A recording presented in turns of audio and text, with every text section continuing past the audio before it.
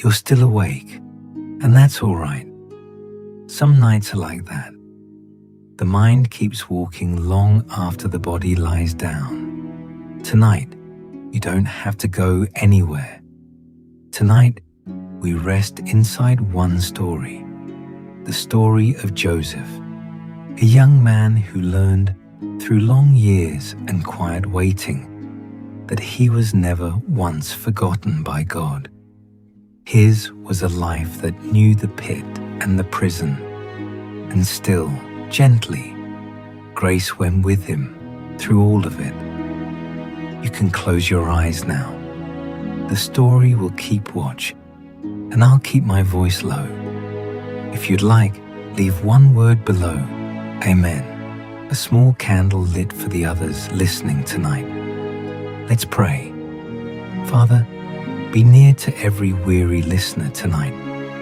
What they carry for them. Watch over them as they sleep. In Jesus' name, Amen.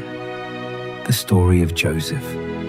Genesis chapter 37. Now Israel loved Joseph more than all his children, because he was the son of his old age, and he made him a coat of many colors. Hear how the whole story turns, at the very start, upon a gift and an old man's tenderness. Jacob was far along in years when this boy was born, and the sight of him warmed a heart that had known long wandering and much sorrow. So the father took soft cloth and bright thread and made for his son a long and beautiful coat, banded with color, a garment no working shepherd would ever wear out among the thorns and the dust. It was the mark of a favorite, and everyone who saw it understood, and some of them, understanding, began quietly to ache. For love that rests plainly upon one child can be felt as a cold wind by the others. The older brothers watched their father's eyes follow Joseph across the camp, and watched the bright coat catch the light, and something narrow and bitter began to grow in them. And when his brethren saw that their father loved him more than all his brethren, they hated him and could not speak peaceably unto him. They could not manage even an ordinary kindness toward him. A greeting would die in the throat. The morning word that cost nothing at all was withheld, and the silence between them hardened, season upon season, the way frost creeps a little deeper into the ground each night it is left alone. And into that cooling household there came a dream. Joseph was young and open, and he had not yet learned that some things are better carried quietly. And Joseph dreamed a dream, and he told it his brethren, and they hated him yet the more. He told it as a child tells a wonder, plainly and without guile, not seeing the faces darken as he spoke. Hear it, he said, this dream I have dreamed.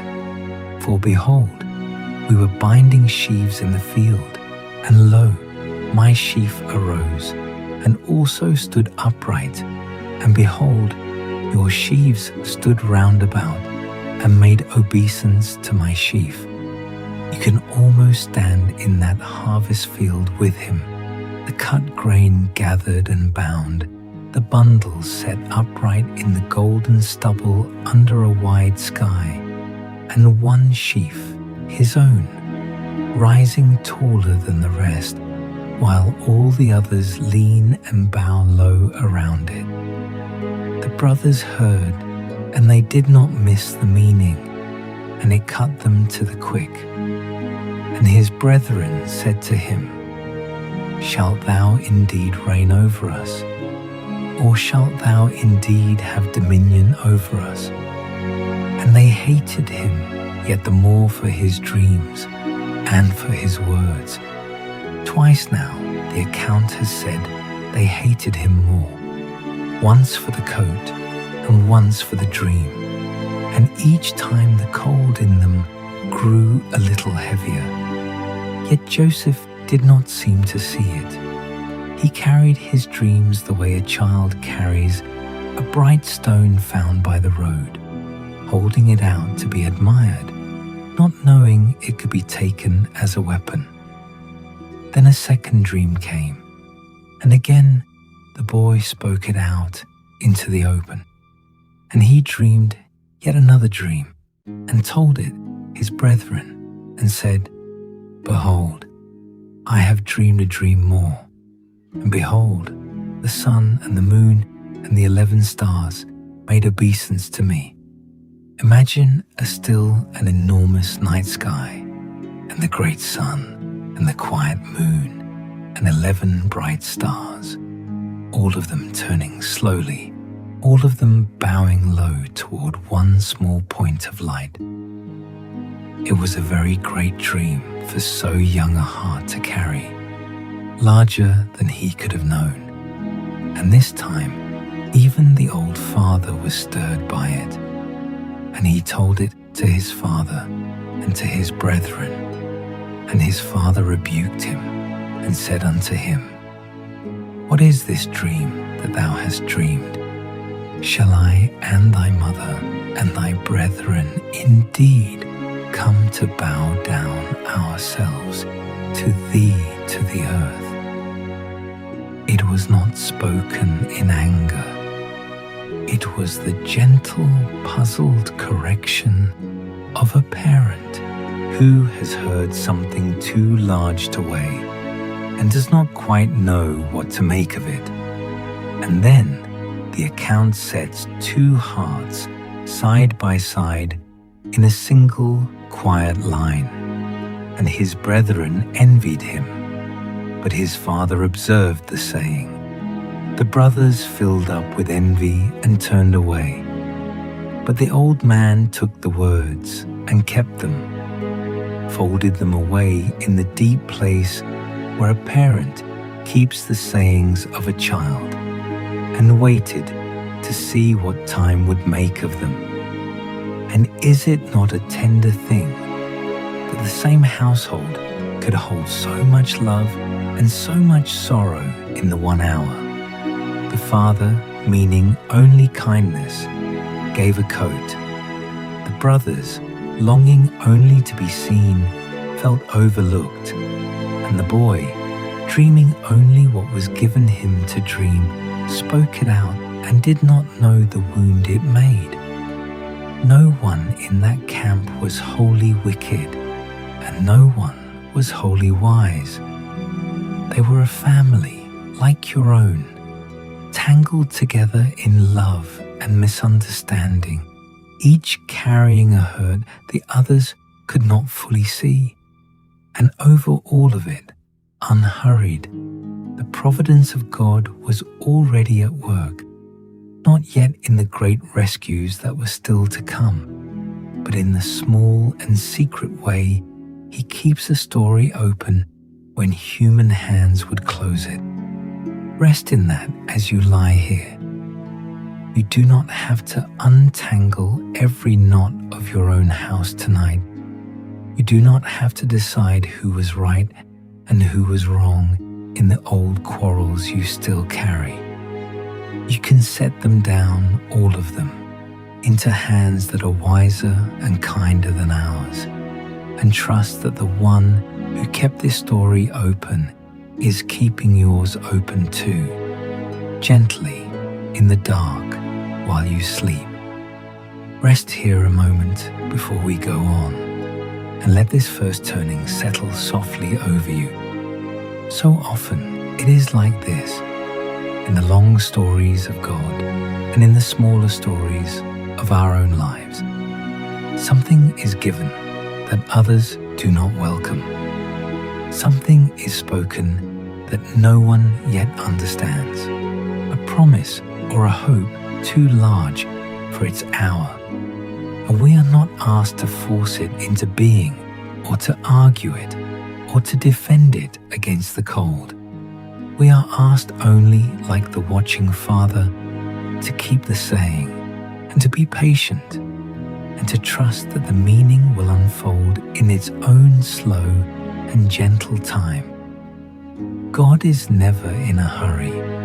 The night is long, and He is patient within it, and He is patient with you. Let your breathing lengthen, and let the lamp burn low beside the folded coat, and we will go on. Rest a little deeper now, and let the story move on as gently as it began. The boy still has his father's love and his father's coat, though neither of them will shield him from what the far fields hold. The brothers had driven the flocks north toward the good pasture near a place called Shechem, and the old father, alone in his tent in the vale of Hebron, began to long for word of them. So he called the boy to him and gave him a simple errand of love. And he said to him, "Go, I pray thee, see whether it be well with thy brethren, and well with the flocks, and bring me word again." So he sent him out of the vale of Hebron, and he came to Shechem. Picture the boy setting out alone on the long road, still in the bright coat, carrying nothing but his father's care and his father's question, walking north under a wide and empty sky. But when he reached Shechem, his brothers were not there, and a certain man found him, and behold, he was wandering in the field. And the man asked him, saying, "What seekest thou?" See the boy turning in the open country, searching the horizon for faces he cannot find, and a stranger noticing his trouble and stopping to ask what he is looking for. And he said, "I seek my brethren. Tell me, I pray thee, where they feed their flocks." And the man said, "They are departed hence, for I heard them say, Let us go to Dothan." And Joseph went after his brethren, and found them in Dothan. So he walked on further still, faithful to the errand, over the hills to Dothan, following his brothers deeper into the country, and, though he could not know it, deeper into danger. How often the road of simple obedience runs toward a hard place, and yet is not, for all that, the wrong road. And there, across the wide grazing land, they saw him coming while he was yet far off, a small bright figure moving toward them over the fields. And the old bitterness, gathered through many seasons, rose up in them all at once. And they said one to another, "Behold, this dreamer cometh." That was the only name they had for him now, this dreamer, this master of dreams. And they spoke it like a curse. And in that lonely place, far from their father's eyes, a terrible plan was spoken aloud. "Come now, therefore, and let us slay him, and cast him into some pit, and we will say, Some evil beast hath devoured him, and we shall see what will become of his dreams." They meant to bury the boy and the dreams together, to end the whole matter of the bowing sheaves and the bowing stars there in the grass, where no one would ever know. But even here, in the darkest turning yet, mercy found a voice among them. Reuben, the eldest, could not bear the thought of it. And Reuben heard it, and he delivered him out of their hands, and said, "Let us not kill him."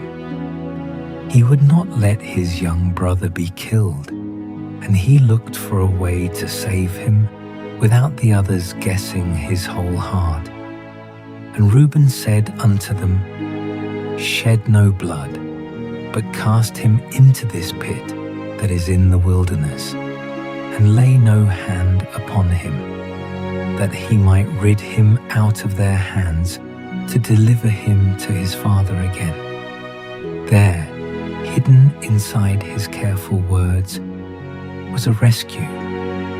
Reuben meant to come back alone and lift the boy out of the well and carry him home. Even in that cold field, love was already working in secret to save what it could. Hold on to that softly as you drift. In the hardest hours of the old stories, and in the hard hours of our own, there is so often a Reuben somewhere near, a quiet mercy moving in ways we cannot see, planning a deliverance we do not yet know is coming. We are rarely as forsaken as the dark would tell us we are. The love of God is patient and inventive, and it works most tenderly in the very places that look most abandoned. Remember that tonight, in whatever field you feel you have been left alone. And so the moment came, and it came to pass, when Joseph was come unto his brethren, that they stripped Joseph out of his coat of many colours that was on him, the beautiful coat, the sign of his father's love, was pulled from his shoulders and thrown aside on the ground. And they took him and cast him into a pit, and the pit was empty.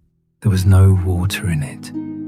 It was a dry cistern cut down into the rock, cool and dim and deep, and there the boy was set down out of the burning sun, in the silence of the stone, with the daylight only a small circle far above him.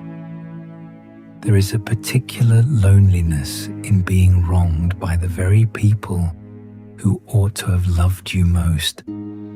A stranger's cruelty can be borne, but a brother's cuts deeper, because it takes something you believed was safe and shows you it was not. If you have known that kind of wound, then you and the boy in the well are not so far apart, and you may let this old story sit beside your own like a companion in the dark, for the account does not hurry past his pain, and neither does God. The scripture will not pretend the pit was nothing. It was real and cold and unjust, and the boy had done nothing to earn it. And yet, even as the stone closed over him, he was not out of reach, and he was not out of mind. The love that had watched over him in his father's tent watched over him still at the bottom of the dry well, unchanged by the distance and undimmed by the dark. What men had done could not undo what God had promised. Let that be a quiet strength to you now. Whatever pit you feel you have been lowered into by others or by the plain hardness of your days, you are still seen, still kept, still held by a love that goes all the way down. Let that picture rest in your mind without fear, for you already know that the pit is not the end. The well was empty of water, but it was not empty of God. The dark can hold us for a while, and still the dark is never the whole of the story. There's a flaw beneath the deepest place we fall, and it is the hand of the one who does not let go. Breathe out slowly, and let the lamp glow gently in the doorway, and we will go on to what comes next. Stay with the quiet now, and let the last part of this opening unfold slowly, like a long breath, let all the way out. With the boy down in the pit, the brothers turned back to the ordinary business of the day, as men will do even after a terrible thing. And they sat down to eat bread, and they lifted up their eyes and looked, and behold, a company of Ishmaelites came from Gilead with their camels bearing spicery and balm and myrrh, going to carry it down to Egypt. Far off on the road moved a slow line of traders, their patient camels swaying under loads of fragrant spice and balm and sweet myrrh, following the old track that ran south into the great land of Egypt. And the sight of them turned the brothers toward a colder bargain than murder.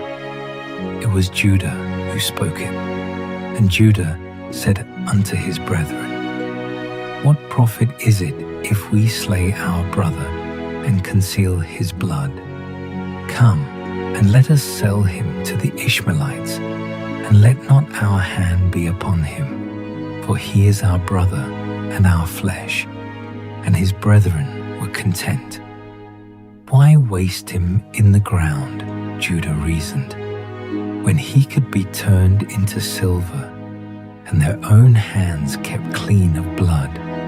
And the others agreed, and the thing was as good as done. Then there passed by Midianites merchantmen, and they drew and lifted up Joseph out of the pit, and sold Joseph to the Ishmaelites for 20 pieces of silver.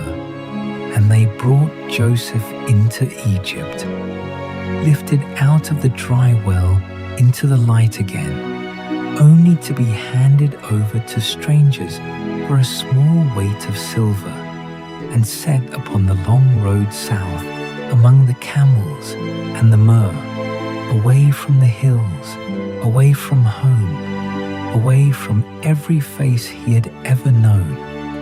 And the caravan moved on, and the dust settled behind it, and the fields fell quiet again, as if nothing at all had happened there.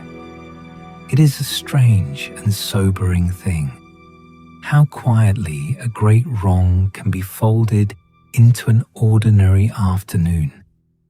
The brothers sold their own flesh, and then sat down again to their bread. And the sun did not darken, and the birds did not stop their singing, and the world went on as though the scales of justice had not been touched at all. So it can seem in our own days, when the thing that broke us passes without any sign in the sky, and the ones who caused it walk on unbothered, and we alone are left holding the weight. But heaven keeps a longer account than the afternoon. Nothing that was done in that field was truly forgotten, and nothing that is done to you is truly lost from the sight of God. He does not settle every wrong in the hour it is committed, and that patience can be hard to bear.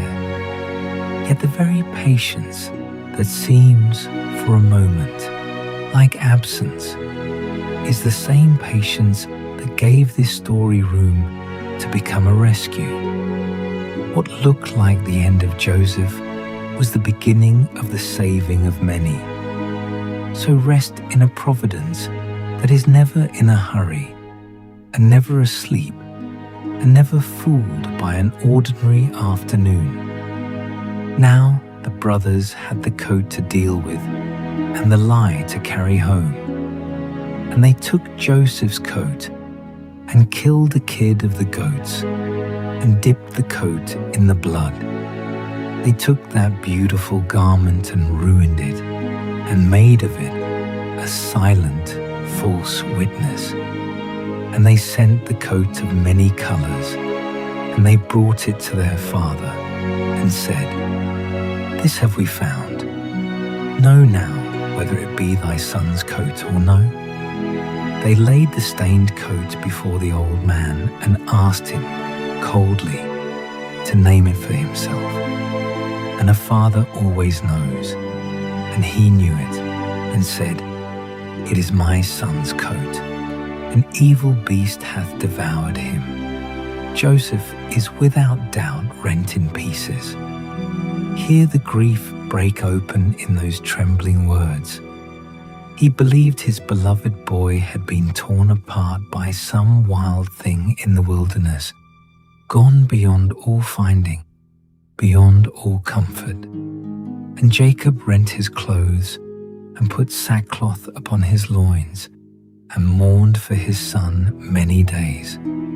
Day upon day, the old man mourned in the tents of Hebron, the false coat before him, and the true story hidden hundreds of miles away, south beyond the desert. And all his sons and all his daughters rose up to comfort him. But he refused to be comforted, and he said, "For I will go down into the grave unto my son mourning." Thus his father wept for him. His children gathered close to ease his sorrow, but he would not be eased. He said he would carry this grief all the way down to the grave. So deep is a father's love, and so heavy is a loss believed to be final. And yet, dear listener, you and I know tonight what the old man could not know that night. Joseph was not devoured. Joseph was not torn to pieces. Joseph was alive, walking the road into Egypt, held at every step by the God who had given him the two great dreams.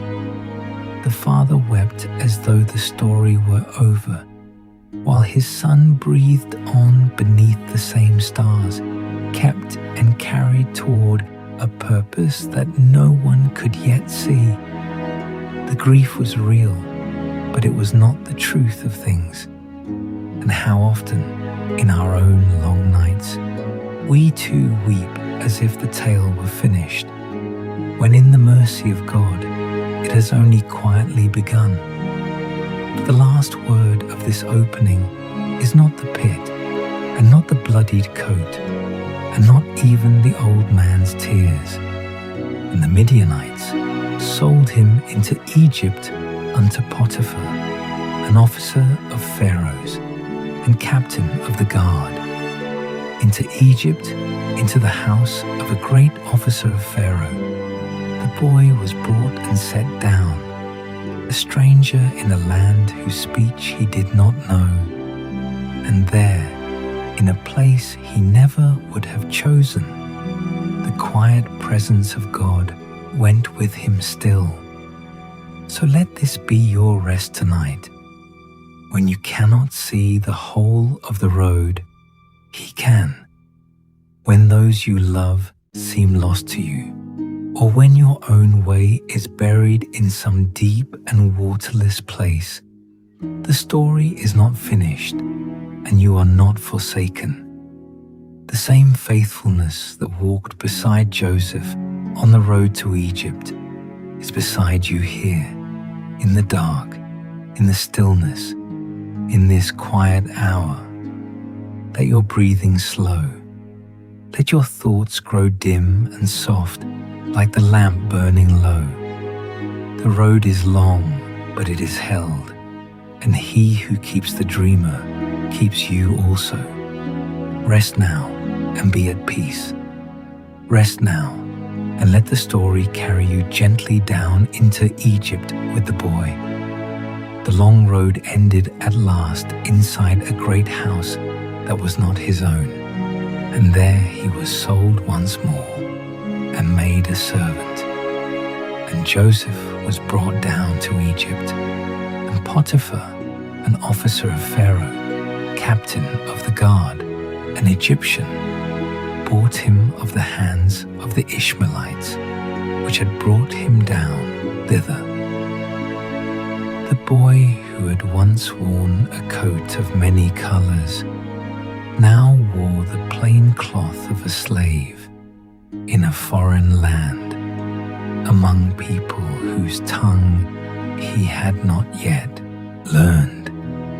And yet, as the lamp burns softly here beside you, you may already feel that he was not alone, for the account does not tell us that Joseph was clever or strong or fortunate. It tells us something far more restful than any of those. And the Lord was with Joseph, and he was a prosperous man, and he was in the house of his master the Egyptian. Let that settle over you like a warm blanket drawn up in a dark room. The Lord was with Joseph, not with the throne he had lost, not with the home that was gone, not with the freedom taken from him on the road, but with Joseph himself, in the low place, doing small and ordinary things with faithful hands. And this is the quiet comfort that will run through the whole of the night. Wherever you have been carried, wherever you never meant to go, there is a presence that goes with you still. It does not wait for you to climb back up to where you were. It comes down to where you are. Joseph rose each morning and did his work, and a steady grace rested upon everything he touched. And in time, the household could not help but notice his master saw it first, not in a single flash, but slowly, the way you come to notice that a certain lamp is always trimmed and clean, that its oil never fails, that the light is always waiting when you enter the room. And his master saw that the Lord was with him, and that the Lord made all that he did to prosper in his hand. There was no boasting in the young man. He didn't announce the reason for his steadiness, but the blessing upon him was plain to see, the way warmth is plain in a room where a fire has been carefully laid. The Egyptian could not have named the God of Joseph, and did not need to. He only saw that whatever was placed into this servant's care came back whole and increased. So the master drew him nearer, and Joseph found grace in his sight, and he served him, and he made him overseer over his house, and all that he had he put into his hand. Picture the completeness of that trust.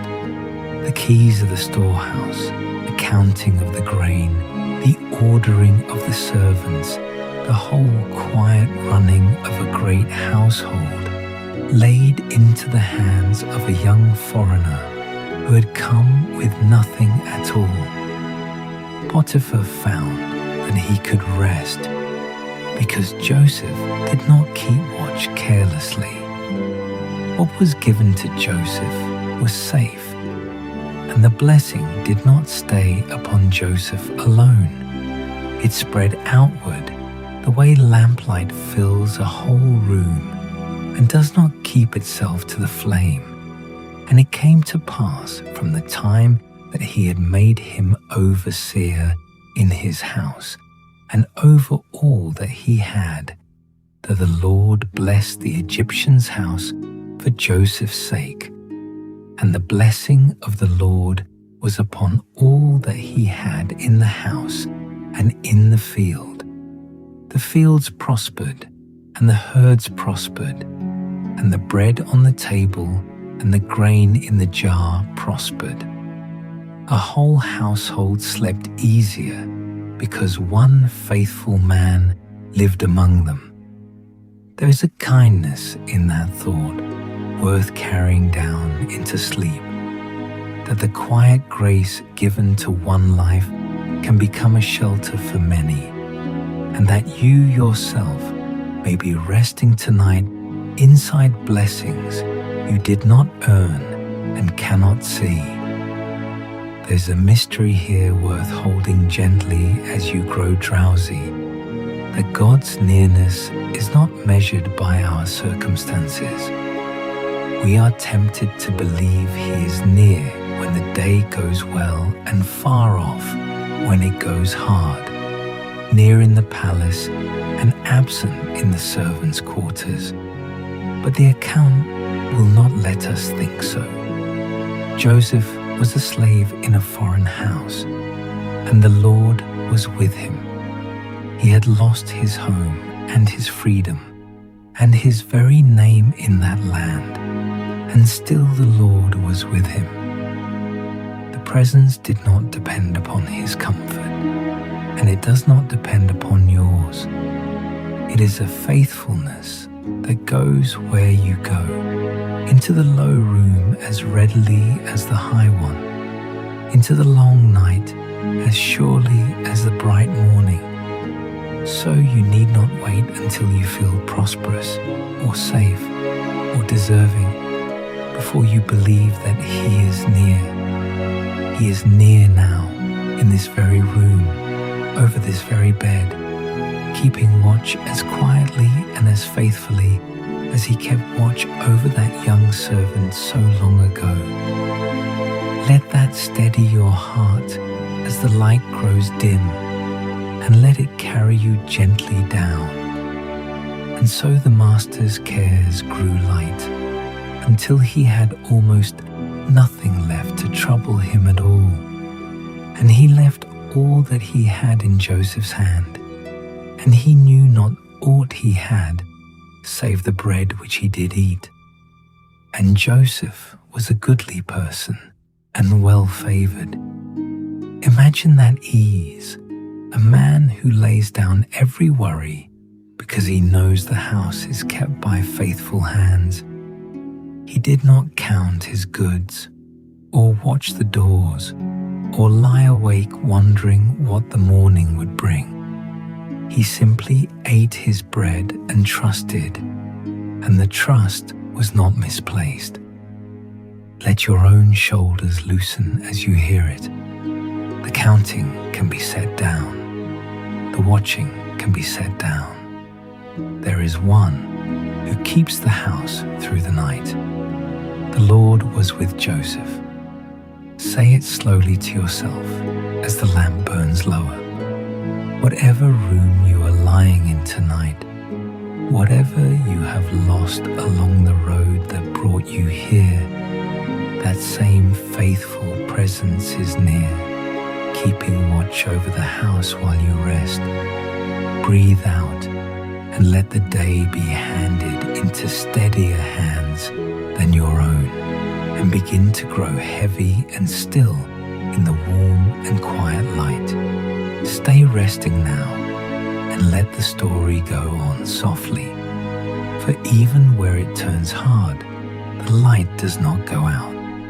Joseph was trusted with everything in that great house, and he had grown into a young man of noble bearing, and in time this drew a notice he had never sought. His master's wife looked upon him and desired him, and day after day she pressed him to do wrong. We will speak of this gently as the lamp keeps its calm, for there is nothing here to trouble your rest, only the quiet picture of a good man keeping faith in a hard place. Again and again she spoke to him, and again he turned her away, for he would not betray the trust laid in his hands, nor sin against the God who walked beside him. Hear the shape of his refusal, for it is one of the most upright and peaceful answers in all the old book. He reminded her that his master had kept back nothing from him in all the house except herself. And then he spoke the words that open his whole heart. There's none greater in this house than I. Neither hath he kept back anything from me but thee, because thou art his wife. How then can I do this great wickedness and sin against God? Notice where his eyes are fixed. Not first upon the fear of being caught, not first upon his master's anger, but upon God, quiet and near. Joseph lived as though the Lord were in the room, because the Lord was in the room, in the low place, as surely as in the high. And that steady awareness kept him gentle and kept him clean. And it is a soft and worthy thing to carry down into sleep, that we are never so alone as we think, and never so unseen. Still she pressed him, until one day, when the house was empty of the other servants, she took hold of his garment to keep him near. And Joseph would not stay. He did not linger to argue or to reason with the moment. He simply left and moved toward the light of the open door. And she caught him by his garment, saying, "Lie with me." And he left his garment in her hand and fled and got him out. Let that be the picture, plain and clean. He left the cloth behind rather than leave his faith behind. He would rather lose the garment than lose himself. There's a quiet dignity in a man who will walk out with empty hands and a clear heart and choose the open door over the closing dark. But the empty garment became a false witness in her hand. In her anger, she turned the whole story upside down, and when the master came home, she used the cloth as proof of a wrong that Joseph had never done. And so, the faithful servant who had kept the entire house honest was charged with the very thing he had fled from. It is a hard turn, and yet even here the account never grows loud or bitter. It moves on with the same steady calm, and so may you. And Joseph's master took him and put him into the prison, a place where the king's prisoners were bound, and he was there in the prison. Now, if the story ended at that barred door, it would be a sorrowful place to rest for the night. But here is the wonder of it. The very same words that opened his time in Egypt now open his time in the prison, unbroken and unchanged. The walls were different and the door was locked, and yet the presence did not stay outside.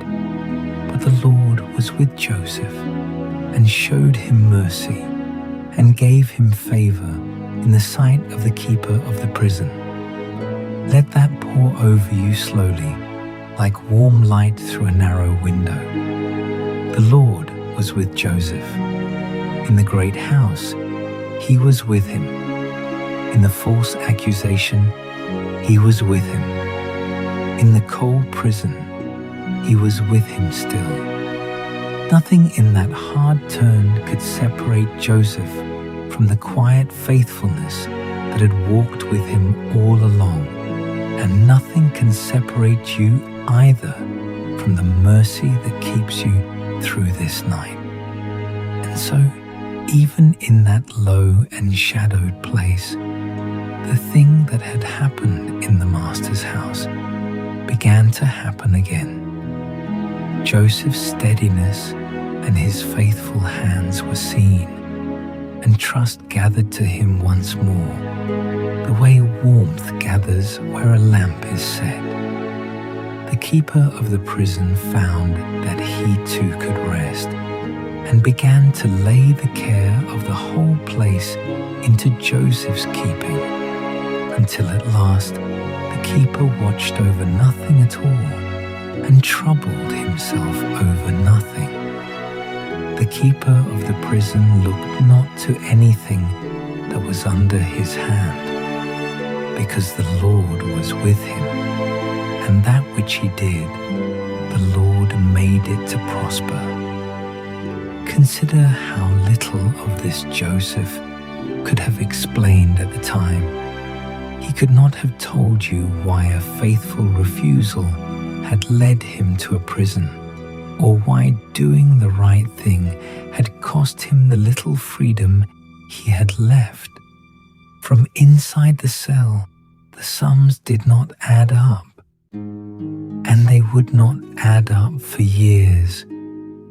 And yet he did not curse the dark, and he did not abandon the God who seemed, for a season, to have abandoned him. He simply went on, being faithful in the place where he was, one quiet day at a time, and left the meaning of it in hands he could trust. That is often all that is asked of us in the hardest stretches. Not that we understand, but that we keep faith through the not understanding. If tonight you are living inside a chapter you cannot yet explain, where the right thing seems to have led you somewhere harder, take heart from the young man in the prison. The meaning will come. It is not yours to force tonight. Tonight, it is only yours to rest and to trust, and to let the faithful presence keep its patient watch while you sleep. Rest in the deep comfort of that closing line. The place had not changed. It was still a prison, still bound, still far from home, and far from justice. And yet the blessing did not wait for kinder walls. It came down into the very cell and made even the prison a place where good and faithful work could grow. So if you are resting tonight in a narrow place, in walls you did not choose, hear this and let it loosen every anxious thought. The Lord made it to prosper. The mercy that walks with the faithful does not stop at the prison door. It comes in and sits down beside you and keeps a quiet watch through the long dark while you let go and grow still and drift towards sleep. Let the night grow deeper now and the story softer still. In that same prison where Joseph kept his faithful watch, 2 new prisoners were brought down, 2 officers who had once served the king of Egypt closely. One had been the king's cupbearer, the butler who carried the wine, and one had been the king's baker who set the bread before him. Both had somehow displeased their lord, and both were now bound in the place where Joseph served, and both were given into his care. And he tended them kindly, day by day, with the same steady gentleness that had become the whole shape of his life.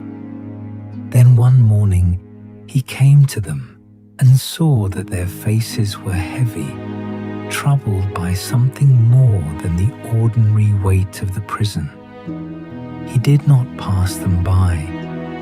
He asked them gently why they looked so sad that day, and they told him that each of them had dreamed a dream in the night, a strange and vivid dream, and that there was no one in that place to tell them what the dreams might mean. In Egypt, such things were the work of learned men, and here in the prison there were none. But Joseph turned their eyes away from the wise men of Egypt and toward a quieter and higher place. And they said unto him, We have dreamed a dream, and there is no interpreter of it. And Joseph said unto them, Do not interpretations belong to God? Tell me them, I pray you. Notice, as you rest, how he claimed nothing for himself. He did not say that he was wise. He pointed past himself to God, the way a lamp does not shine for its own sake, but only carries the light. Do not interpretations belong to God? It is a restful way to live, to hold your own gifts lightly and give the glory upward. And it is a good thought to lay your head upon tonight. So the butler told his dream first. He had seen a vine before him, and on the vine 3 branches, and the vine had budded, and its blossoms had come forth, and the clusters had ripened into grapes, and he had taken them and pressed them into Pharaoh's cup, and placed the cup once more in the king's hand, just as he had done in the good days of his service. It was a gentle dream, full of growth and ripening, and the quiet return of an honored task. And Joseph listened, and the meaning was given to him, and it was kind. And Joseph said unto him, This is the interpretation of it. The 3 branches are 3 days. Yet within 3 days shall Pharaoh lift up thine head, and restore thee unto thy place. And thou shalt deliver Pharaoh's cup into his hand, after the former manner when thou wast his butler. 3 days, and the good thing would come. The cupbearer would be lifted up and set back in his place, and the dream of the ripening vine would come true. And Joseph, whose own release was nowhere in sight, asked only that the butler remember him kindly when his good day came, for he had been carried away from his home and had done nothing to deserve the pit or the prison. It was a small and humble request, spoken softly in the dark. Then the baker, hearing how well the first dream had been read, told his own. He had seen 3 white baskets upon his head, and in the topmost basket were all manner of baked things for the king. But the birds came down and ate them out of the basket, and he could not drive them away. And here the knight asks us to hold the story gently, without fear and without dwelling. For the second reading was not like the first. And Joseph answered and said, This is the interpretation thereof. The 3 baskets are 3 days. Yet within 3 days shall Pharaoh lift up thy head from off thee, and shall hang thee on a tree, and the birds shall eat thy flesh from off thee. We will not linger over the hard word, for this is a night of rest. The only thing to carry from it is this, that Joseph told the truth he was given, plainly and without cruelty, the kind meaning and the hard meaning alike. For the interpretation was not his to soften or to change. He was faithful even with a difficult word, and left the outcome in the hands of God. And it came to pass exactly as Joseph had said. On the 3rd day there was a feast, for it was the king's birthday. And Pharaoh lifted up the 2 of them, each according to the word Joseph had spoken. The butler was restored to his old and honored place, and once more he carried the cup and laid it in the king's hand as he had done before. Everything Joseph had read from the dream came softly and exactly true. And so you might expect that Joseph's own quiet request would now be answered, that the restored butler, standing again in the warmth of the king's favor, would remember the faithful young man who had spoken so kindly to him in the dark. But the account closes this chapter with one plain and human line, and we lay it down gently, without alarm. Yet did not the chief butler remember Joseph, but forgat him. He forgot. The good day came for the butler, and in the ease of it, the promise slipped his mind, and Joseph remained in the prison, still faithful, still kept, still waiting. There's a special ache in being forgotten by someone who owed you their gladness. Joseph had given the butler the one thing he most needed, a word of hope in a hopeless place, and had asked for so little in return, only to be remembered. And he was not. The good news he had spoken came true for another man, while his own good news seemed to sink further out of reach.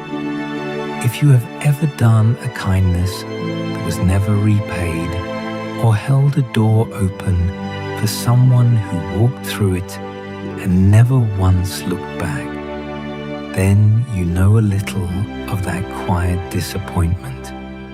But hear the deep mercy hidden inside this forgetting. Had the butler remembered too soon, Joseph might have been freed a small and ordinary man, and the great rescue of many would never have come. The delay that felt like neglect was, in the hand of God, the very shape of the deliverance. He was not being overlooked. He was being kept and prepared and set aside for a morning larger than any he could have asked for. So it may be with the waiting you are carrying tonight. Let it rest. The one who has not forgotten you is never late and never wastes a single one of your unremembered days. But hear how quietly that ending rests, for there is no bitterness in it and no fear. Joseph was forgotten by a man, and yet he was not forgotten by God. The same presence that had walked with him into Egypt, into the great house, into the false charge, into the prison, was with him still, keeping patient watch through the long, unremembered days, working slowly and surely toward a morning he could not yet see. Nothing was wasted in that waiting, though it looked to every eye like waiting to no purpose. And so, as the night draws toward its own deep stillness, let this be the last soft thought you carry down. You may be forgotten by someone who promised to remember. You may be resting in a season that feels overlooked by everyone. But the one who keeps the faithful does not forget and does not slumber, and is even now at quiet work in the dark. Let go of the waiting and the wondering and the ache of being unremembered.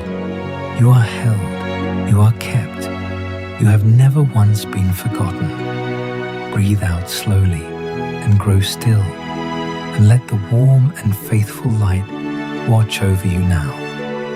2 full years went slowly by, quiet and cold as water moving beneath ice.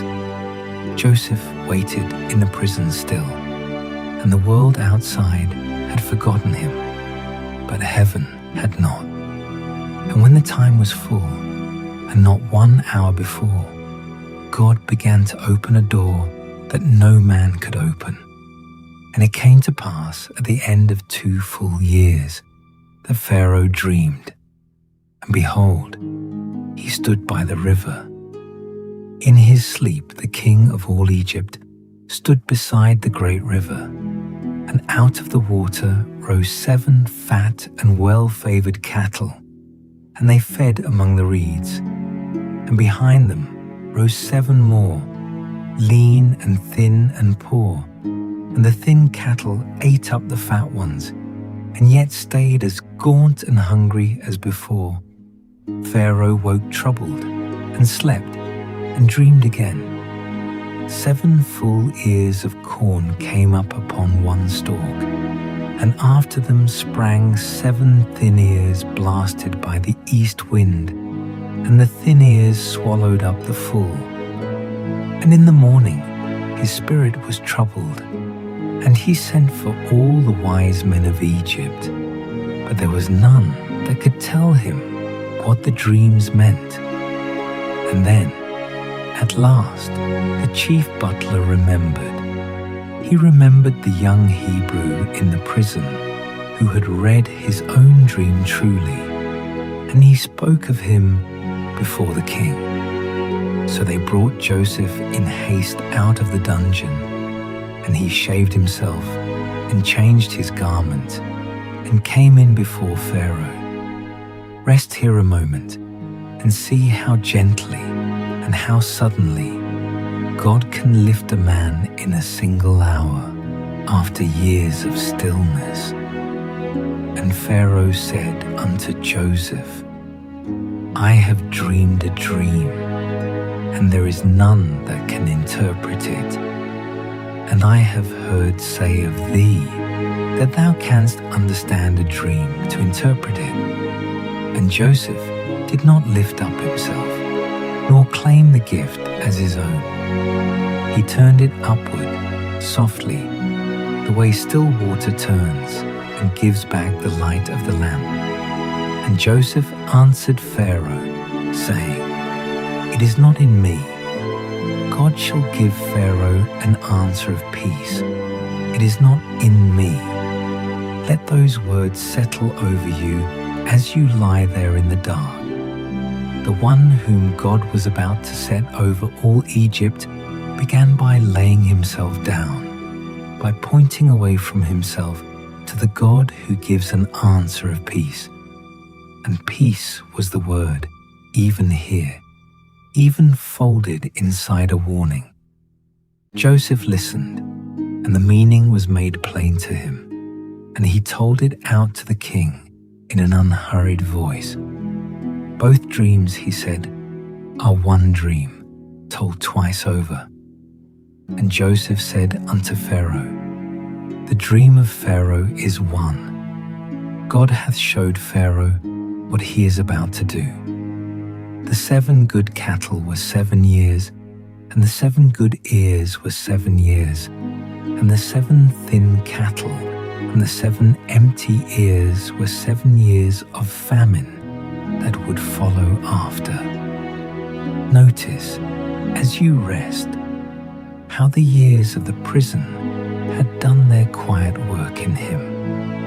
The boy who once could not help but tell his own dreams, who spoke them out in innocence and stirred up so much trouble, had become a man who could stand before the mightiest king on earth and speak first of God. The waiting had not made him bitter. It had made him humble and steady and free. There is a gentle lesson in that for anyone lying awake through a long delay of their own. God is not only preparing a future for us in the hidden years, He is preparing us for the future, softening what was proud, steadying what was anxious, teaching the heart to say, "It is not in me," and to mean it and to rest. The stillness you cannot yet explain may be doing more in you than any success ever could. So do not despise the long, slow years. They are not empty. They are the very hands that are shaping you for a kindness you cannot yet see. Breathe and let them do their gentle work, even now, even tonight. This is the thing which I have spoken unto Pharaoh, said Joseph, calm and clear. What God is about to do, he showeth unto Pharaoh.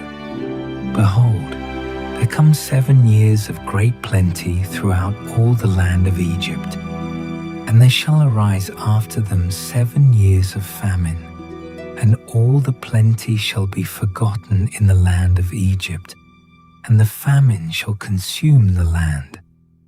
First a wide and generous fullness, the barns overflowing, the fields heavy with grain, and then a long leanness, a hunger that would spread across the whole earth. Yet even the hard word was spoken tenderly, for it came with a way through. God does not send the winter without also sending beforehand the store of grain to carry his people over it. And Joseph told the king why the dream had come to him twice, in 2 forms, in a single night, and for that the dream was doubled unto Pharaoh twice. It is because the thing is established by God, and God will shortly bring it to pass. It was doubled to give it weight, to say beyond all doubting that this was fixed and sure, settled in heaven and soon to come. Then Joseph, still gentle, gave the counsel that mercy required. Let Pharaoh find a man discreet and wise, he said, and set him over the land, and let officers gather up the food of the good years, and lay it up under the king's hand, and keep it in the cities against the years of famine, so that the land would not perish through hunger. And so the warning became a kindness, and the dream became a rescue, and the long providence of God, hidden for years inside a prison cell, began quietly to feed a world that did not yet know its need. Breathe slowly and remember that the same providence watches over your own seasons, the plenty and the want alike. It has already gone ahead of you into tomorrow and laid up there whatever you will need. Rest now and let that quietness hold you. The counsel seemed good in the eyes of Pharaoh and good in the eyes of all his servants. And the king looked round upon the wise men of his court and asked a question that answered itself. And Pharaoh said unto his servants, Can we find such a one as this is, a man in whom the Spirit of God is? There was no one. And so Pharaoh turned to Joseph, the young man lately brought up out of the dungeon, and lifted him higher than any dream of his boyhood had ever reached. And Pharaoh said unto Joseph, Forasmuch as God hath showed thee all this, there is none so discreet and wise as thou art. Hear how the king himself named the reason. Forasmuch as God hath showed thee. The wisdom was a gift, and everyone in that hall could see the hand that had given it. Thou shalt be over my house, said Pharaoh, and according unto thy word shall all my people be ruled. Only in the throne will I be greater than thou. And Pharaoh said unto Joseph, See, I have set thee over all the land of Egypt.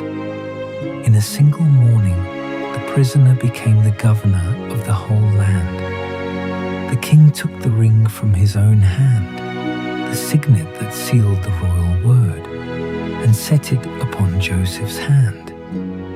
He clothed him in fine linen, soft and white, and put a chain of gold about his neck, and set him in the second chariot. And they cried out before him, and made him ruler over all the land of Egypt. Lie still and let the wonder of it come over you slowly, the way warm light spreads across a wall. Long afterward, when the singers of Israel remembered this story, they set it to music and sang it in the Psalms, and they told the whole of it in a few quiet lines. He sent a man before them, even Joseph, who was sold for a servant, whose feet they hurt with fetters. He was laid in iron, until the time that his word came. The word of the Lord tried him. The king sent and loosed him, even the ruler of the people, and let him go free. He made him lord of his house and ruler of all his substance.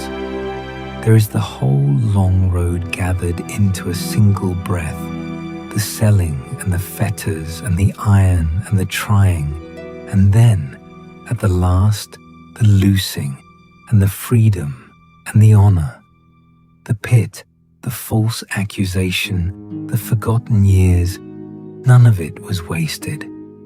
Every dark mile had been leading quietly to this. Then came the 7 years of plenty, just as Joseph had said, and the earth brought forth by handfuls, and he gathered the harvest of the good years and laid it up in the cities, city by city, until counting became impossible. And Joseph gathered corn as the sand of the sea, very much, until he left numbering, for it was without number.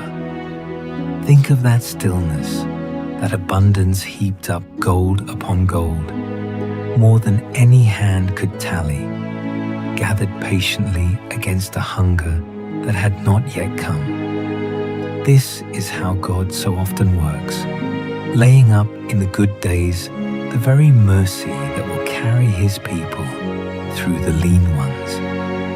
And in those years of plenty, 2 sons were born to Joseph before the famine came, and he named them out of his own healed heart, and each name was a small psalm of thanksgiving. And Joseph called the name of the firstborn Manasseh. For God, said he, hath made me forget all my toil and all my father's house, the old ache of home and the long memory of all that had been done to him. God had gently laid to rest, and the name of the second called he Ephraim. For God hath caused me to be fruitful in the land of my affliction, fruitful in the very land of his affliction. Let those words be a lamp beside you tonight. The place of your sorrow can become, in God's hands, the place of your fruit, and the tears of the long night can be quietly turned to peace. Sit with those 2 names a moment longer as the night deepens, for they are the quiet testimony of a healed man. He did not name his sons after his wounds. He did not call them betrayed or forgotten or wronged. He looked back over the pit and the false charge and the forgotten years, and he could find in all of it only reasons to give thanks, that God had lifted the old weight of grief, and that God had made him fruitful in the very land where he had suffered. That is what mercy does, given time. It does not erase the hard story, but it heals the heart that carries it, until the places that once only hurt become the places where you can most clearly see the goodness of God. You may not be there yet. The wound may still be near, and the name of your sorrow may still be the first word on your lips. That is no failure. Healing keeps its own slow calendar. But here, in these two small names, the promise of where the road is going, toward a day when even the affliction has been folded into thanksgiving, and you can look back over all of it and find, at the last, only mercy. Rest toward that day now, gently. Then the 7 good years came to their end, and the years of famine began to come, just as Joseph had said.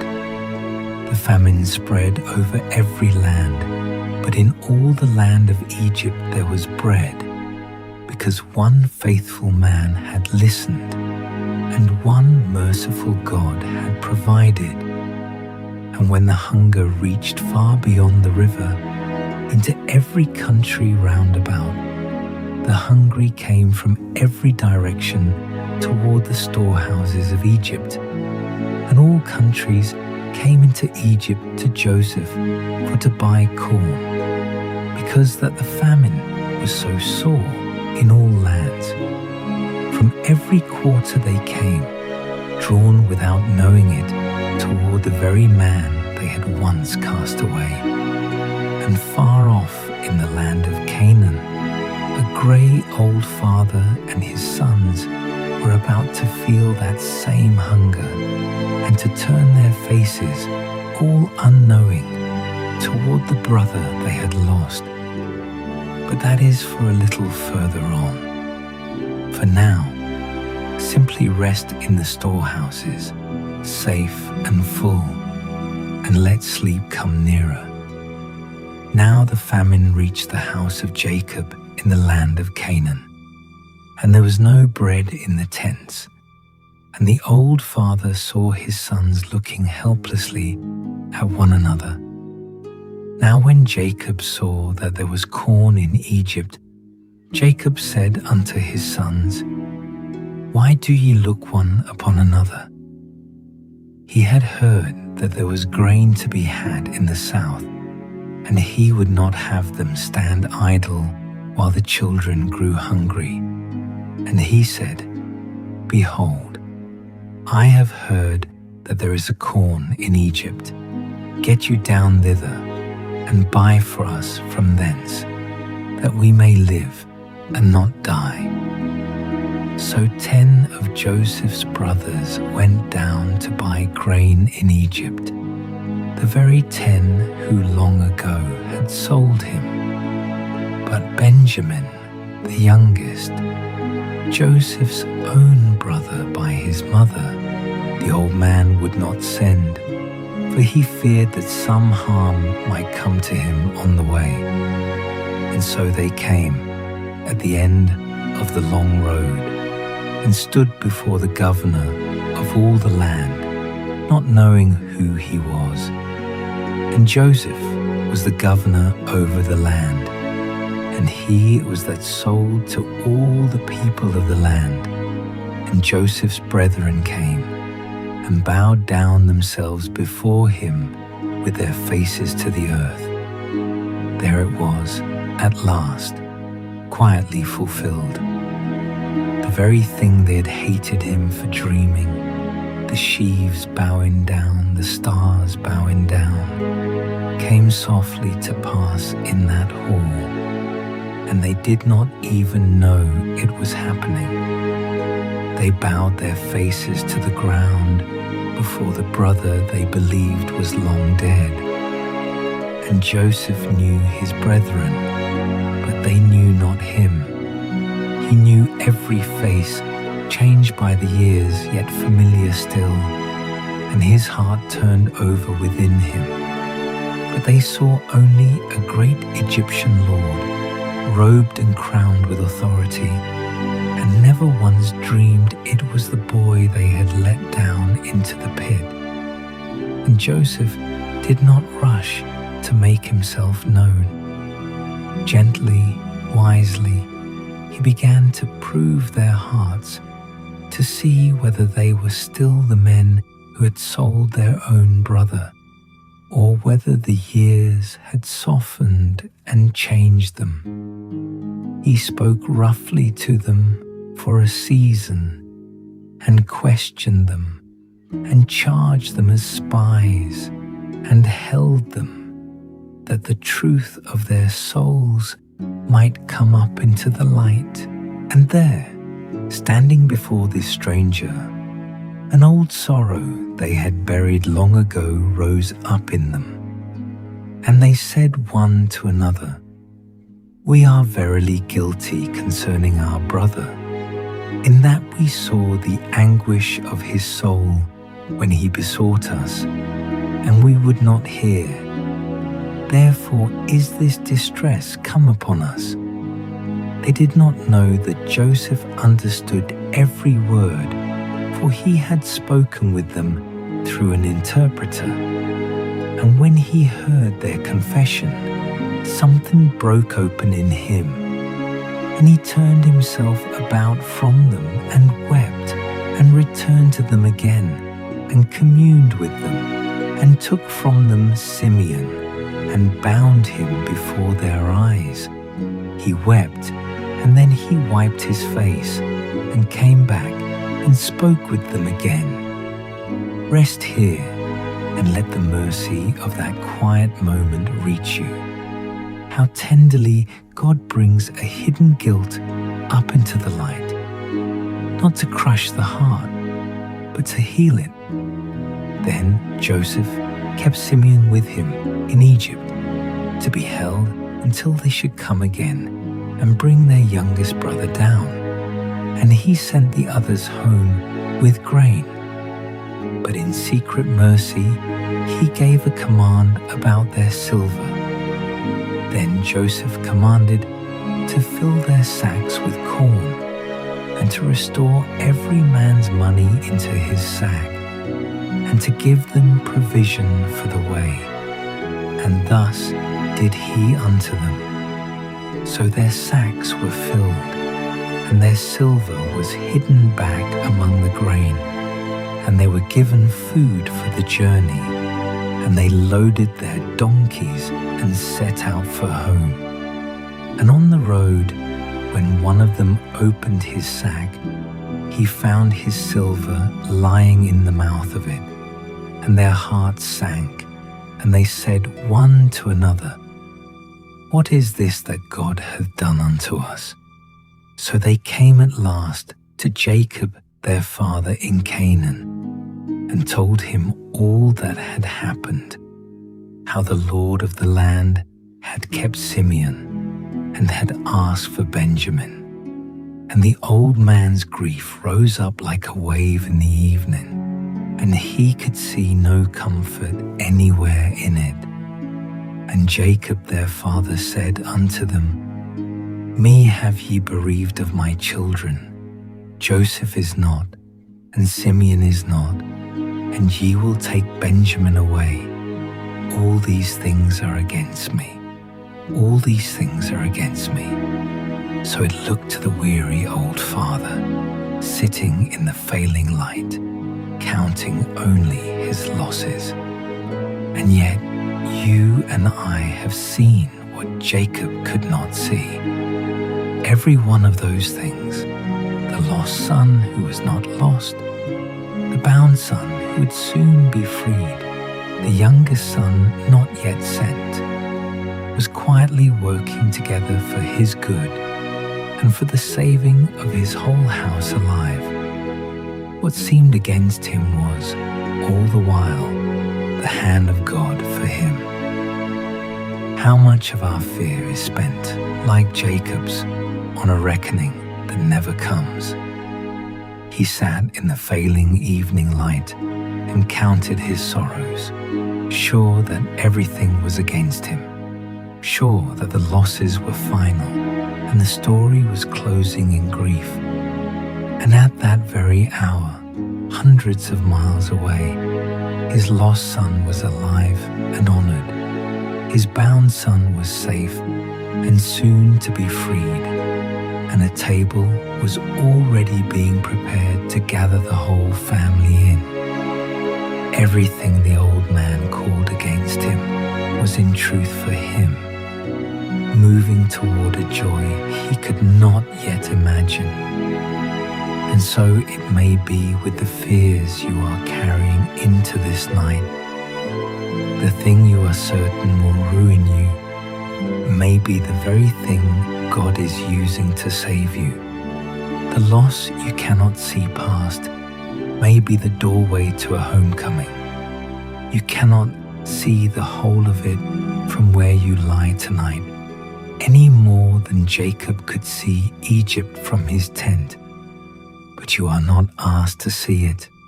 You are asked only to trust the hand that holds it, and to lay your counting down and to rest.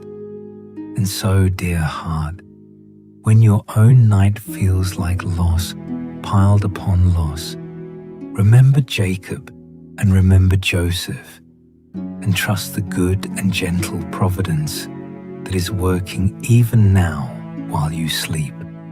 The things you fear are against you may be the very hands that are carrying you home. Let your cares go down softly into the keeping of the one who never forgets his own. Breathe slow and rest, for all is held and all is well. The famine did not lift, and the grain they had carried home was soon eaten. And the day came when the old father had to send his sons down into Egypt once more. But there was a hard thing standing in the way, for the Lord of that land had sworn they would not see his face again unless they brought their youngest brother with them. And Jacob held Benjamin close, for the boy was the last living son of the wife he had loved best, and to lose him seemed more than an old heart could bear. Yet hunger is patient and sure, and at the last it was Judah who stepped forward and gave his word. "Let the boy come with me," he said, "and I myself will be surety for him. If I do not bring him back and set him before you, then let me carry the blame forever." And with that grave and gentle promise, the father loosened his hold, and the brothers went down again into Egypt with Benjamin among them, and with gifts in their hands, and with double the silver, and with the trembling hope of men who did not understand the kindness that was waiting for them. When they came again before the Lord of Egypt, his eyes went searching among them until they found the youngest, the one who had stayed behind before.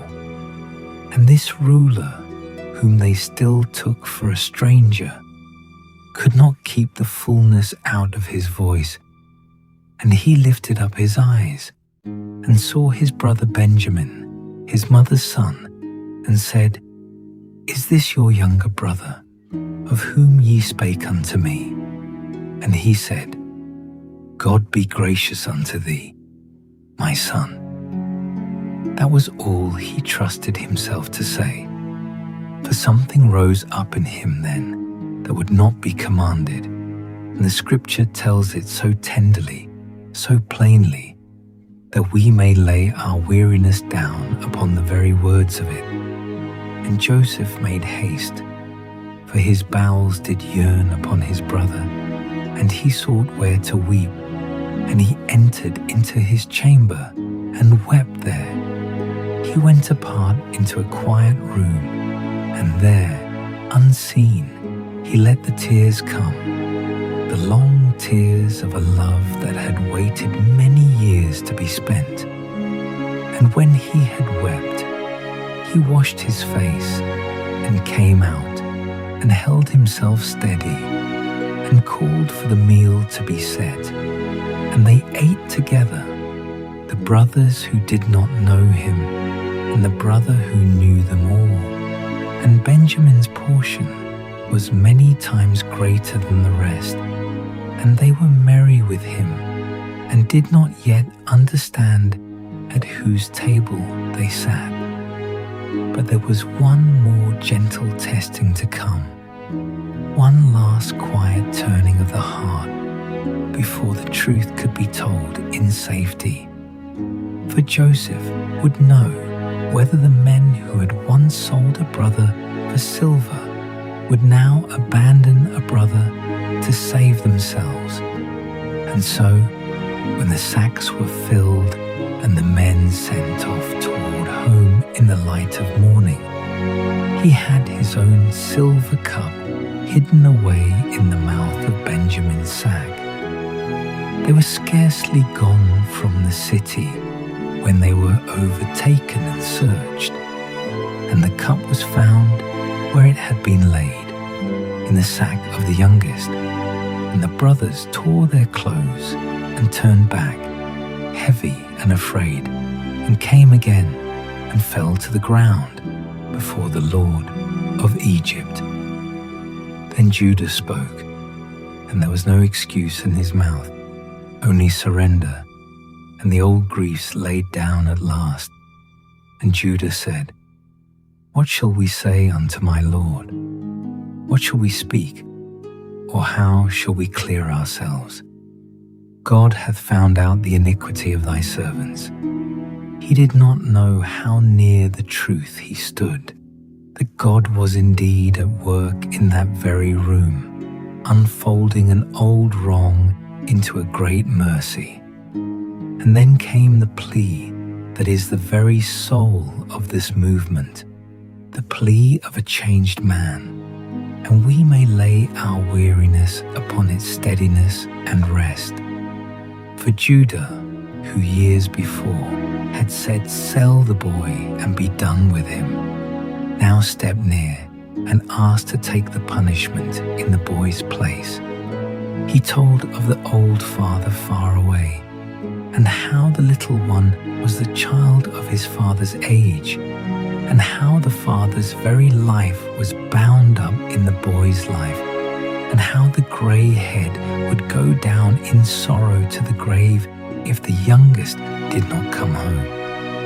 And then he offered the thing he had never offered before. Now therefore, I pray thee, let thy servant abide instead of the lad, a bondman to my Lord, and let the lad go up with his brethren. For how shall I go up to my father, and the lad be not with me? Lest peradventure I see the evil that shall come on my father. He would give his own freedom, his own body into bondage, rather than break his father's heart. The brother who once sold a brother would now be sold in a brother's place. There is a whole redemption hidden in that offer, quiet enough to miss if you are not listening for it. The very man who long ago had said, "Sell the boy," now stood ready to be sold himself. The years and the grief and the slow work of God had changed him from the inside out, until the brother who once traded another's freedom for silver would now trade his own freedom for love. This is what grace does when it is given room. It does not merely forgive the past, it remakes the one who is forgiven, until the old sin is not only pardoned, but turned inside out into its very opposite. If you are lying awake tonight beneath the weight of something you once did, some failure you cannot take back, let Judah be your comfort. The story of a life is not fixed by its worst hour. God is patient and grace is deep, and the same slow mercy that turned this man around is at work in you as well. Gently, over years you may not even notice, until the very place of your old failure becomes the place of your truest love. Rest in a mercy that does not only cover you, but is quietly making you new. And it was this quiet willingness to lay himself down for another that broke the last restraint in the listening heart of Joseph and made ready the room and the hour and the tears for the gentlest word that was about to be spoken. Rest here a moment in the softness of it. The testing is over. Nothing hard remains. Only the truth is left, and the truth is love. And now, the thing that had been held back for so long could be held no longer. The Lord of Egypt looked upon his brothers gathered before him, and upon all the servants and strangers standing near, and he found that he could not bear one more moment of the disguise. He could not go on being a stranger to his own. And so he sent everyone else away and cried out that every man should leave the room, and there stood no one with him while he made himself known to his brothers. When the room was emptied and only the brothers remained, the tears came, and this time he did not go apart to hide them. He wept aloud, so that the sound of it carried even to the house beyond, and the great grief and the great gladness poured out of him together. And Joseph said unto his brethren, I am Joseph. Doth my father yet live? And his brethren could not answer him, for they were troubled at his presence. Not, do you know what you did to me? Not, see now how high I have climbed. Only his own name, and then, before anything else, the question of a son's heart, whether the old father was still living, still there to be gone home to.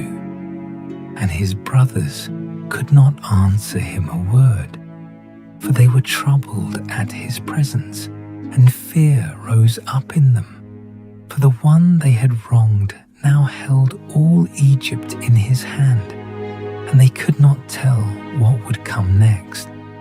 But he did not let them stand long in their fear. He drew them toward him, and Joseph said unto his brethren, Come near to me, I pray you. And they came near, and he said, I am Joseph your brother, whom ye sold into Egypt. He named the old wound plainly, not to wound them with it again, but to take it up gently, and to lay it to rest forever. For at once he moved to comfort the very men who had harmed him. Now therefore be not grieved, nor angry with yourselves, that ye sold me hither. For God did send me before you to preserve life. Do not carry this any longer, he was telling them. Do not turn upon yourselves in bitterness. The thing you meant for harm has been carried by a greater hand toward mercy, and that hand was gentle all the while. And then he opened to them the secret of all the years, the hidden weaving of it, how the God they served had gone before him into Egypt to make a way of rescue through a long road of sorrow. For the famine had 2 more years to run, he told them, with neither ploughing nor harvest, and their whole family would have perished but for the grain that had been stored. And God sent me before you to preserve you a posterity in the earth, and to save your lives by a great deliverance. Here, rest upon this word, for it is the deep quiet at the very center of the story. So now it was not you that sent me hither, but God, and he hath made me a father to Pharaoh, and lord of all his house, and a ruler throughout all the land of Egypt. Not you, but God.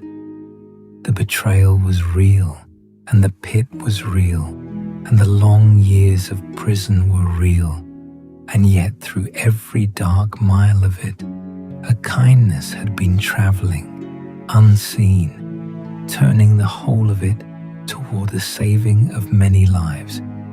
The wrong was woven into a rescue, the harm was gathered up into a homecoming, and the one who had suffered it all stood now, not to accuse, but to gather his people in and to feed them. Rest here as long as you like, in the deep center of the whole story, for there is no more peaceful place in all the telling than this. Everything hard that happened to Joseph is gathered up into one gentle sentence. It was not you that sent me hither, but God. He does not deny the wrong. He does not pretend the brothers were kind, or the pit was comfortable, or the prison was short. He simply lifts his eyes above all of it to a hand that was working underneath the whole time, weaving the cruelty and the accident and the long delay into a rescue that would keep a whole people alive. This is the quiet faith that can hold a life together when nothing else can. Not that everything which happens is good, but that God is good and able and never once absent, and that nothing done against us is beyond His power to turn toward mercy. If you can carry only one thought down into sleep tonight, let it be this one. The hands that held Joseph through every dark mile are holding you. Not one of your sorrows is outside their reach, and the same providence that turned a pit into a palace and a betrayal into a homecoming is quietly at work in your own long story, even now, even here, while you rest. Then he told them to hurry home to their father and bring him the good news that his lost son was alive, alive and in honor, and to say to him, "Come down to me, do not delay, and there will be a place for you near me, and land for your flocks, and bread enough through all the years of famine that remained. Come and be kept and be near. There was a table waiting, and a place set in the warmth, where none of them need be hungry or afraid again." And when he had said all this, the words gave way to something beyond words, and he fell upon his brother Benjamin's neck and wept, and Benjamin wept upon his neck. Moreover, he kissed all his brethren and wept upon them, and after that his brethren talked with him. Every one of them was gathered in. Not one was left standing alone in his shame. He kissed them each, the ones who had sold him and the one who had not, and held them and wept over them. And when the weeping was spent, they talked together quietly, the way a family talks when a long trouble is finally over, and evening has come, and there is nothing left to fear. So let this be the thought you carry down into sleep softly, and let it loosen every held thing within you. The brother they threw into the pit became the one who spread the table. The wrong that was done was not the end of the story, and it was never once outside the reach of a gentle providence, but was quietly taken up and turned over long and patient years into the saving of them all. What was meant for harm became the very means of rescue, and the one who had every reason to accuse chose only to gather in and to comfort and to feed. There's a kindness like that moving through all our own long stories too, unseen and unhurried and sure, weaving even our sorrows toward a homecoming we cannot yet see. So rest now.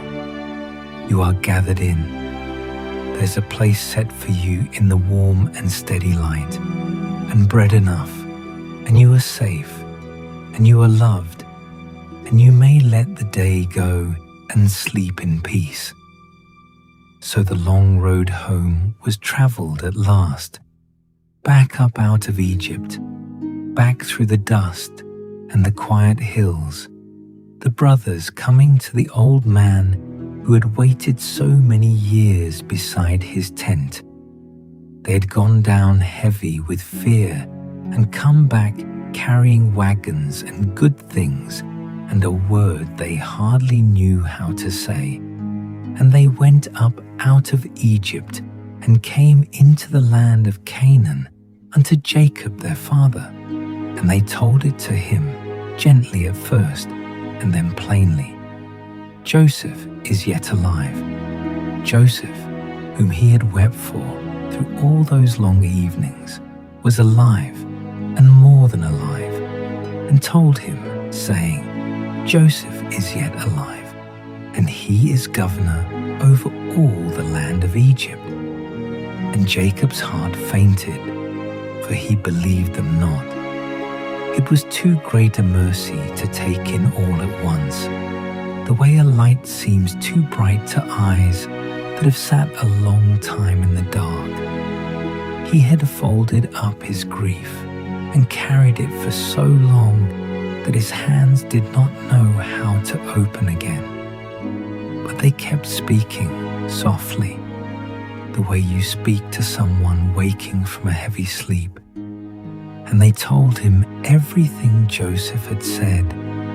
And then his eyes fell upon the wagons standing in the evening light, the plain wooden wagons that Joseph had sent to carry him down. And they told him all the words of Joseph, which he had said unto them.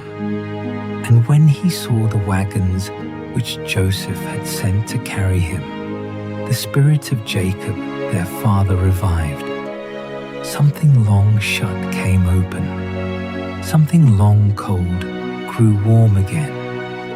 The old man who had said his sorrow would go down with him to the grave, felt his tired heart begin, ever so quietly, to beat with hope. And Israel said, It is enough. Joseph my son is yet alive. I will go and see him before I die. It is enough.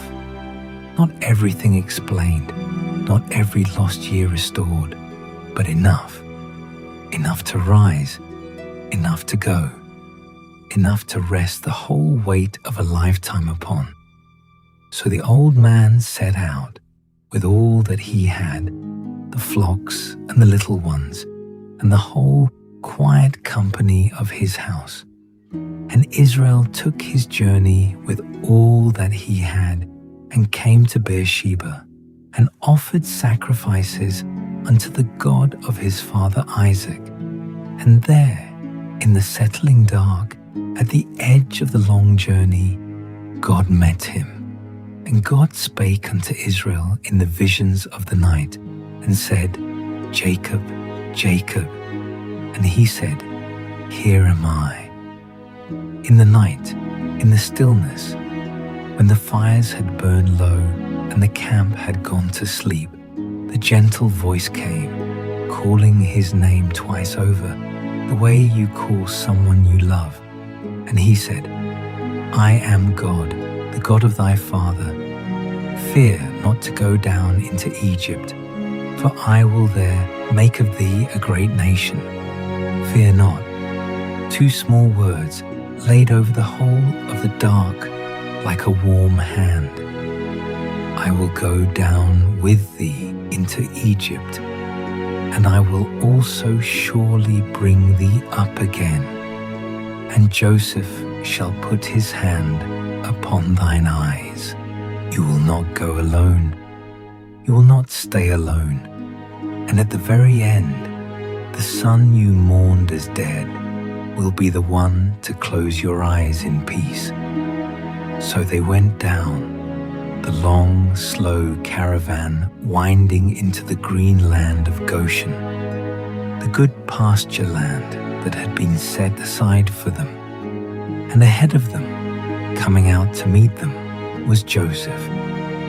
And Joseph made ready his chariot and went up to meet Israel his father to Goshen, and presented himself unto him. And he fell on his neck, and wept on his neck a good while. All the years of the pit, and the prison, and the palace, and the long famine, narrowing now to this one meeting on a quiet road, the arms of a son around the neck of his father, and the tears that come when sorrow finally turns all the way over into joy. And Israel said unto Joseph, Now let me die, since I have seen thy face, because thou art yet alive. Now let me die in peace.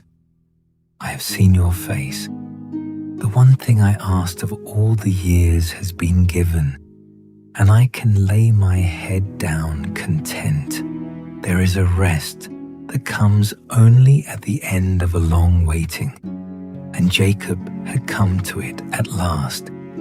For years he had said his grief would go with him down to the grave, and now, instead, he laid the grief down and kept only the joy. He hadn't understood the road.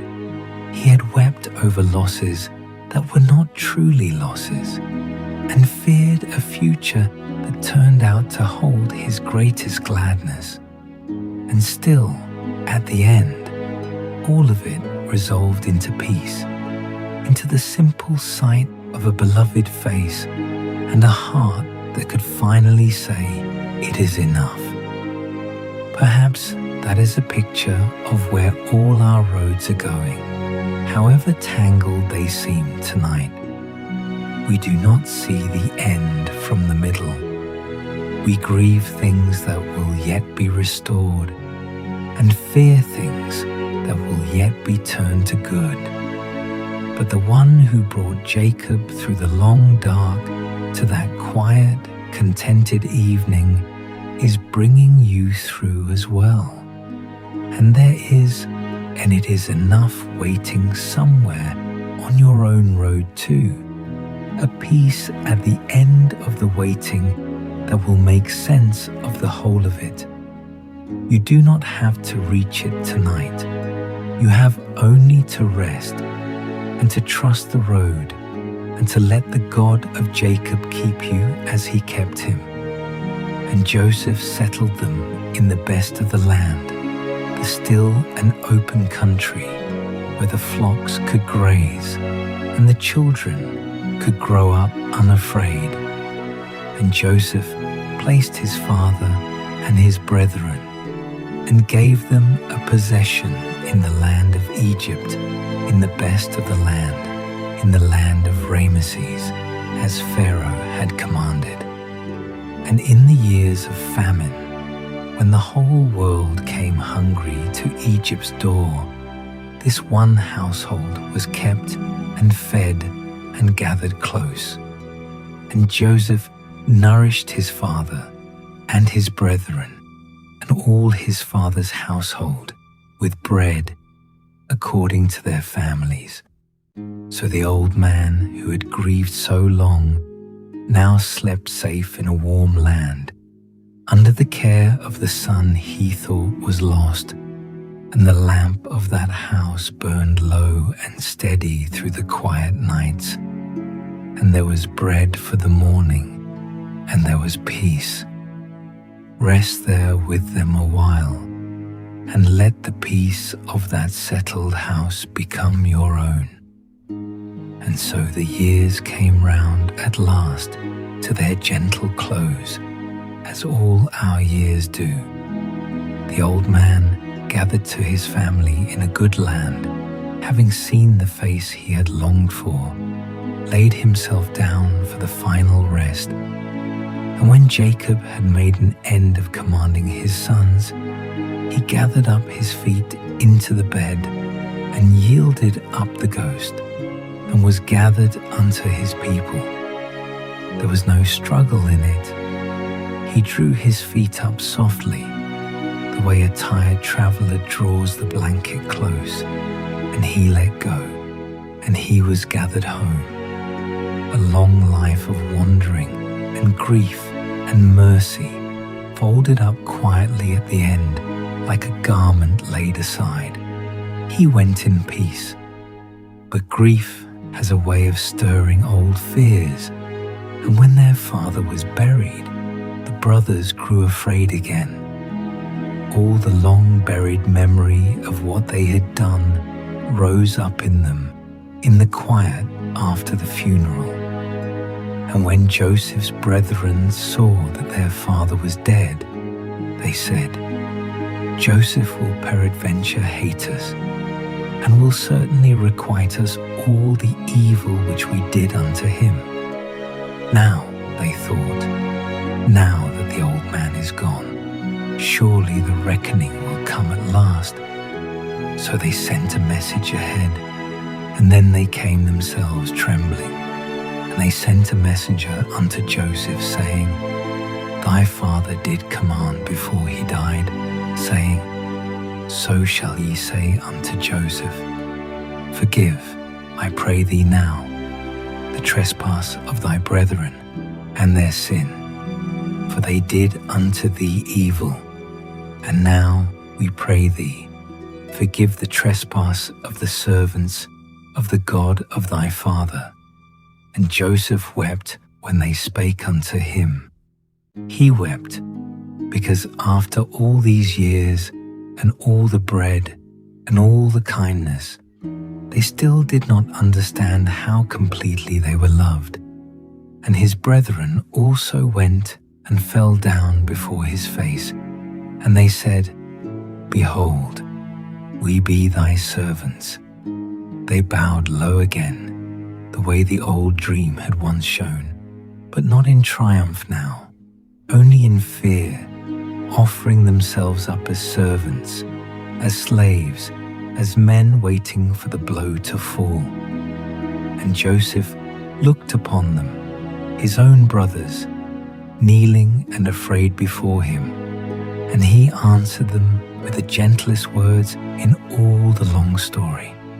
And Joseph said unto them, "Fear not, for am I in the place of God? Am I the one who keeps the accounts against you? Is it mine to judge and mine to repay? No, that is not my place, and it is not my heart. Fear not." And then he gave them the truth that had held him steady through every dark year, through the pit and the chains and the forgotten prison, the truth that turns all the sorrow of the whole story softly over into peace. "But as for you, ye thought evil against me, but God meant it unto good, to bring to pass, as it is this day, to save much people alive. You meant it for harm, but God all the while was meaning it toward good. The very road you sent me down in cruelty became the road by which whole nations were kept alive, and your own children were saved. And here we all are together, fed in the evening of it all. What was meant to break me, God bent toward rescue. Nothing was wasted, nothing was lost that he did not gather up and make to serve his kindness. And so there was no punishment, only comfort. Now therefore fear ye not. I will nourish you and your little ones." And he comforted them and spake kindly unto them. "I will feed you," he told them, "and I will feed your children." The strong hand that could have crushed them opened instead to hold them. He comforted them. He spake kindly. The whole long story of the coat and the pit and the famine and the crown comes to rest at last in those few soft words, a brother speaking kindly in a warm room while the little ones sleep. Let those two small words be the pillow beneath your head tonight. Fear not. They are the words Joseph spoke to the ones who had wronged him, and they are the words God has been speaking over his people through the whole long book, in every field and prison and famine and grave. Fear not, for I am with thee. Fear not, for I have redeemed thee. Fear not, for the wrong you did and the wrong that was done to you are not stronger than my mercy. The brothers came expecting a reckoning and found a table. They came braced for wrath and were met with bread. And that is the surprise at the very heart of grace, that when at last we come trembling before the one we have failed, we find not the punishment we feared, but a kindness that undoes us, a voice that says, "Fear not," and means it. Whatever you are bringing into this night, whatever old guilt or old wound is stirring as the house grows quiet, hear that same voice speaking now over you. Fear not. You are not standing before an accountant of your failures. You are held by a love that means you nothing but good.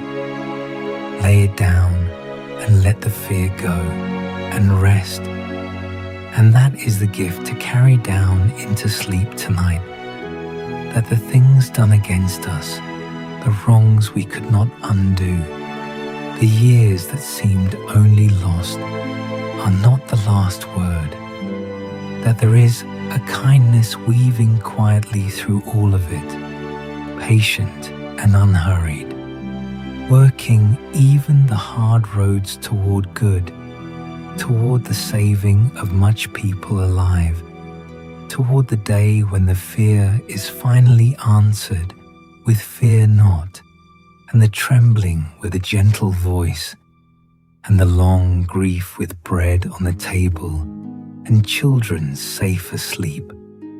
What was meant for harm, God meant unto good. You do not have to hold the accounts tonight. You do not have to keep the fear. You can lay it all down, the way the old man drew up his feet and let go, and rest in the hands that gather every wandering thing softly home. And the lamp burns low, and the wheat leans quiet in the corner, and beyond the window the deep blue is softening toward the first far gold of morning, and all is well, and all is kept, and all is at peace.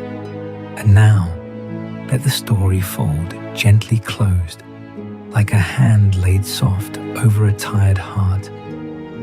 You have walked the whole long road tonight, from the coat and the pit, through the prison and the palace, all the way to the warm room where a brother said, "Fear not," and spake kindly, and fed the very ones who had wronged him.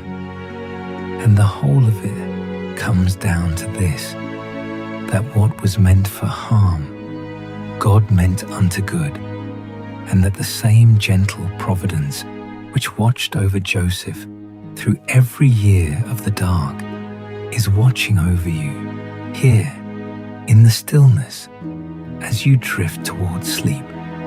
So let go of the day, let go of the accounts you have been keeping and the fears you have been holding and the road whose end you cannot yet see. It is held, you are held, and nothing that has been done to you is beyond the reach of the kindness that turns even long sorrow toward a homecoming. Receive now the old blessing, the one the priests of Israel were given to speak over the people, and let it settle over you like a warm and final light. The Lord bless thee and keep thee. The Lord make his face shine upon thee and be gracious unto thee. The Lord lift up his countenance upon thee and give thee peace. Peace to your body, resting at last. Peace to your mind, growing quiet and dim. Peace to your heart, gathered in and safe. May you sleep as one who is deeply loved, because you are. And may the morning, when it comes, come gently. If you would like to keep this quiet story near, the whole of it rests on Spotify whenever you need it again, waiting to carry you back into any restless night. But there is nothing more for you to do now. Only breathe and be still and let yourself sleep. Rest now, dear one. You have never once been forgotten. All is well, and all is kept, and all is at peace. Good night.